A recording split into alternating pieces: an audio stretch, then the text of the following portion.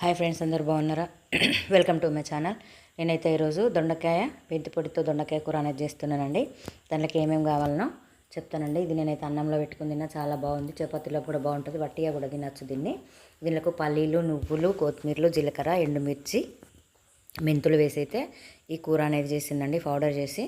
ఈ కూర చూడడానికైతే చాలా బాగుంది. ఇది ఉడికేటప్పుడు దింపేటప్పుడు అయితే ఈ వాసన అయితే ఒక వేరే లెవెల్ ఉంటుందండి. దీనికి జీలకర్ర, కొత్తిమీరలు, నువ్వులు, పల్లీలు, మినపప్పు, శనగపప్పు అన్నీ వేసి వీటిని మంచిగా ఎరుపు రంగు వచ్చేంత వరకు వేయించుకోవాలి. ముందుగా కొన్ని పల్లీలను వేయించుకున్న తర్వాత పప్పు అనేది వేసుకోవాలి. పప్పు వేసుకొని పప్పు కొంచెం వేగిన తర్వాత మెంతులు అనేవి వేసుకోవాలి. ఈ మెంతులు ముందుగా వేసుకుంటే మాడిపోతాయి కదా, మళ్ళీ మాడిపోతాయి ఒకటి. ఇవి పచ్చిగా ఉంటే కూడా వాటి వాసన అనేది మనకు పూర్తిగా ఉండదు కనుక మనము ఈ మెంతులను అనేది మధ్యలో వేసుకొని ఇవి మంచిగా ఎరుపు రంగు వచ్చేంత వరకు వీటిని అయితే మంచిగా వేయించుకోవాలి. ఈ మెంతులను వేయించుకున్న తర్వాత మనము కొత్తిమీరలను అలాగే మినపప్పు, నువ్వులు కూడా వేసుకోవాలి. నువ్వులు అయితే వెనకాల వేసుకోవాలి, ఎందుకంటే నువ్వులు తొందరగా మాడిపోతే చిట్లిపోతాయి కదా. అందుకే మనము మెంతులు వేసుకున్న తర్వాత మనము మినపప్పు, కొత్తిమీరలు, జీలకర్ర ఇవన్నీ వేసుకొని అయితే వాటిని మంచిగా ఎరుపు రంగు వచ్చేంత వరకు వేయించుకోవాలి. వేసుకున్న తర్వాత దానిలోకి కొన్ని మనం ఎండుమిర్చిని కూడా వేసుకొని ఉంచుకోవాలండి. ఇప్పుడైతే కొత్తిమీరలు అలాగే నువ్వులు కూడా వేసుకొని వేయించుకోవాలి.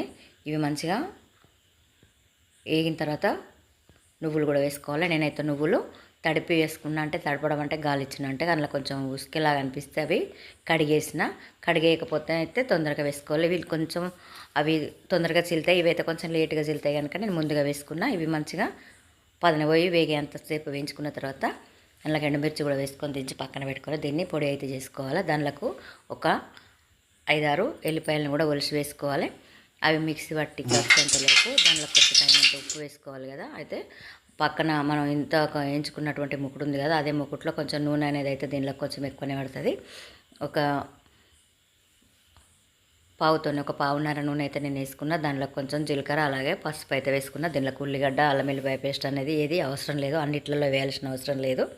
దీనిలో నేను ముందుగా దీన్ని ఒక 4 ముక్కలుగా కోసి పెట్టుకున్న ఈ దొండకాయలు అనేది 4 ముక్కలు కోసి పెట్టుకున్న దాన్ని దీన్ని మంచిగా నూనెలో వేయించుకోవాలి. మంట అనేది తక్కువ పెట్టుకోవాలి, అంటే మీడియం పెట్టుకొని అయితే వేయించుకోవాలి. ఎక్కువ పెట్టుకుంటే మాడిపోతాయి, లోపల ఉడకాయి కనుక దీన్ని మంచిగా పోపు వేసుకొని కలుపుకొని లైట్గా కొంచెం ఉప్పు అనేది వేసుకోవాలి. ఎందుకంటే మనము ఆల్రెడీ నేను పొడి పట్టే దాంట్లోనే ఉప్పు వేసిన.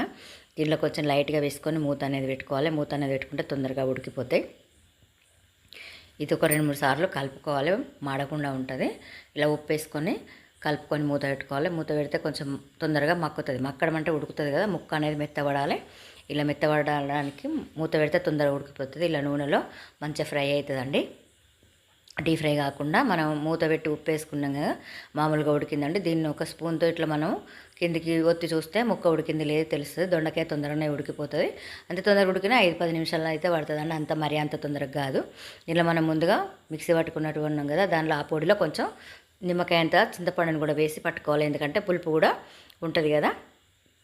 ఇలా మిక్సీ పట్టుకున్న దాన్ని మనం ఈ దొండకాయ ముక్కలు అనేవి ఉడికినాక దానిపై నుండి వేసుకోవడమేనండి. దానిలో మధ్యలో కూడా పెట్టడానికి వేరే చేయొచ్చు.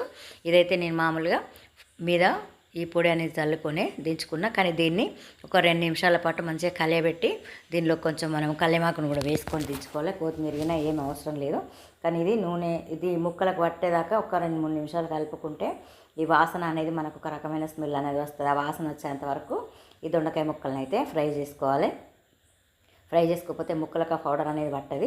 ఇట్లా దించే ముందు ఒక 2 రెబ్బల కల్యమాకు అనేది వేసుకొని కలుపుకుంటే టేస్ట్ చాలా సూపర్గా ఉంటుంది. దీన్ని చపాతీలోకి కానీ అన్నంలోకి కానీ నేనైతే వట్టిగానే ప్లేట్లో పెట్టుకొని తిన్నా, చాలా సూపర్ అనిపించింది. ఎందుకంటే అన్ని రకాల పొడులు అనేది వేసినాం కదా, చాలా సూపర్ ఉందండి.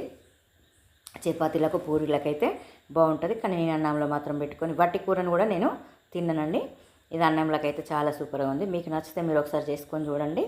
అలాగే నాకు కామెంట్ బాక్స్లో మీరు చేసుకుంటే కామెంట్ బాక్స్లో కామెంట్ చేయండి. నా వీడియో నచ్చిందా లేదో కూడా కామెంట్ చేయండి. కొత్త వాళ్ళైతే సబ్స్క్రైబ్ చేసుకోండి, లైక్ చేయండి please. Thank you for watching.